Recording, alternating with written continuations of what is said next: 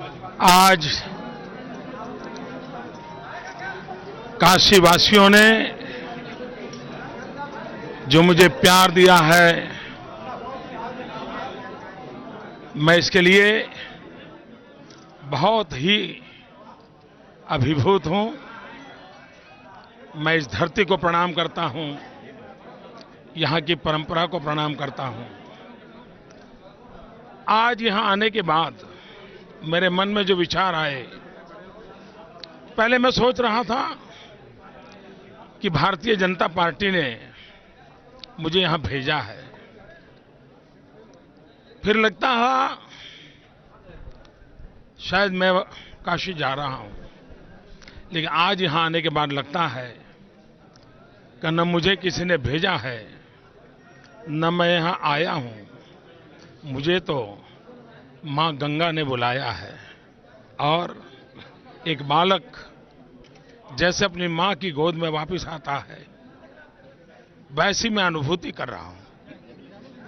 और गंगा जमुना की इस तहजीब के लिए परमात्मा मुझे शक्ति दे, मैं इस नगर की सेवा करूं। मेरे गरीब बुनकर भाई हो,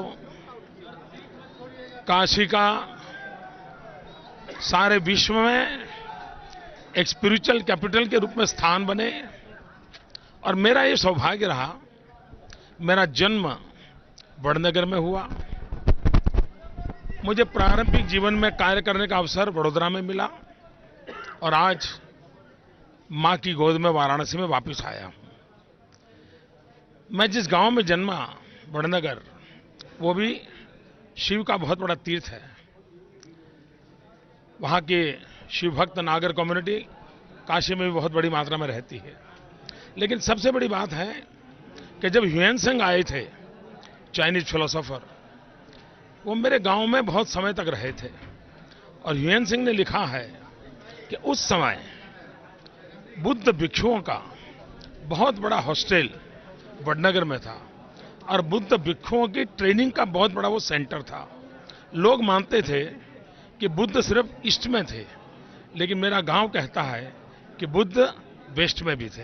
तो मेरा बुद्ध से वो लगाव जन्म के साथ जुड़ा हुआ है। बड़ौदा मेरा कार्यक्षेत्र रहा। अगर महाराजा सयाजीराव गायकवाड़ न होते तो हमें बाबा साहब आम्बेडकर न मिलते। बाबा साहब आम्बेडकर को शिक्षा दीक्षा का काम सयाजीराव गायकवाड़ ने किया था। विदेश भेजा, उनकी पढ़ाई की चिंता की। उस भूमि में मुझे कार्य करने का सौभाग्य मिला। और आज जहां पर भगवान बुद्ध ने संदेश दिया था, वो वाराणसी सारनाथ की धरती, यही भोले बाबा की धरती, यही संकट मोचन की सारी शक्तियां जहां अपरंपार है, वो भूमि, उस भूमि की सेवा करने का मुझे सौभाग्य मिला है। और मेरा मन कहता है मैं आया नहीं हूं, मुझे भेजा भी नहीं है, मां गंगा ने बुलाया है और गंगा मुझे आशीर्वाद दे। और मैं कह सकता हूं जैसे महात्मा गांधी साबरमती तट के साथ जुड़ गए और साबरमती के संत की पहचान हुई, उस साबरमती को ठीक करने का सौभाग्य मुझे मिला था। और आज भी अगर आप इंटरनेट पे साबरमती फ्रंट को, उस पूरे को देखोगे तो आपको अचरज होगा कि कैसा काम किया जा सकता है। ईश्वर मुझे दे शक्ति, मां गंगा मुझे शक्ति दे कि मैं उससे भी बढ़ करके सारे विश्व में मेरी मां गंगा का, मेरे इस काशी का जय जयकार हो, ऐसा कुछ करूं। बहुत बहुत धन्यवाद।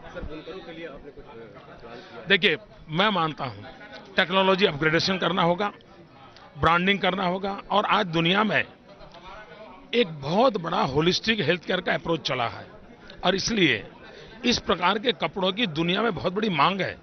लेकिन हमने ग्लोबल मार्केटिंग नहीं किया। अगर ये हम करते हैं, मैं समझता हूं, मैं एक छोटा उदाहरण दूं। मेरे गुजरात में पतंग के व्यवसाय में गरीब मुसलमान है। मैंने उसका रिसर्च किया कि भाई ये कोई पतंग पे कौन ध्यान देगा, कोई राज्य सरकार तो सोचेगी नहीं पतंग के लिए। मैंने उसका रिसर्च किया कि पतंग के व्यवसाय में ये गरीब गरीब लोग लगे हैं, क्या उसको कुछ स्टडी किया जा सकता है? मैंने स्टडी किया तो पतंग पूरा बनने में 34 प्लेसेस पे ट्रैवल करता था। तब बनता था। 3 कलर का पतंग बनाना है तो 3 कलर के कागज लाते थे, बिते चिपकाते थे। मैंने प्रिंटरों से मिलवा दिया। मैंने पतंग पर एडवर्टाइजिंग का पूरा मिशन शुरू किया।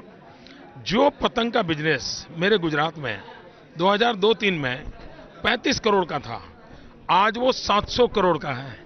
और सारे गरीब मुसलमान भाई बहन झोपड़ी में बैठ करके पतंग बनाते हैं। तो इससे मैं कह सकता हूं कि मैं यहाँ के बुनकरों की जिंदगी, यहाँ की, और मैं मानता हूं ये बहुत बड़ी वीविंग स्किल की अमानत है।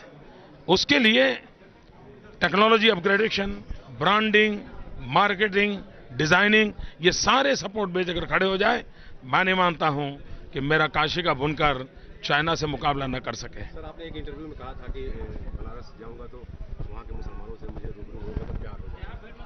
कैसे रूबरू? अब थोड़ा आप तलाश कीजिए। Thank you.